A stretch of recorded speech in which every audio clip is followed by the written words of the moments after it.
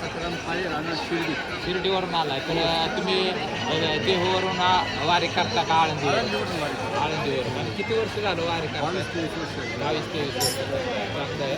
आणि हाच पोशाख जो तोच दोन पोशाख वाजता होता. वासुदेवाचा पोशाख होता. ते पहाटेचं आम्ही लहान असताना पहाटेच हो, पाठी जाऊन आपले जागे आता करायचे. पाहायला भेटतात आता पाहायला भेटतात. आता वासुदेव पाठी तुमचं नाव काय? फोन करून थांबा असं त्यांच्याकडे. माझ्याकडे फोन कर. करांना राहणं फोटो सुट्टी काढायचं करायचा. असं, हां.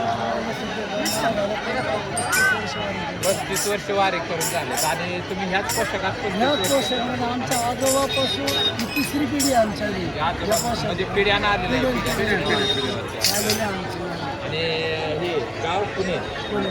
पुण्यातून म्हणजे प्रॉपर आणि कुठून तुकाराम महाराजांच्या पालखीतून तुकाराम कन्याला महाराजांचं प्रस्थान करायचं हा. आदल्या वेळेस. नंतर आळंदी जायचं, माऊलीचं प्रस्थान करायचं. माऊलीचं प्रस्थान सोबत तुळजापूरची वारी लागली. म्हणजे दोन्ही पालखीचं प्रस्थान करून ही वारी करत आहेत म्हणजे 35 वर्ष यांना मानलं पाहिजे कारण निष्ठावंत वारकरी आणि 3 पिढ्यात तुम्ही वासुदेव पोषकातून चालले.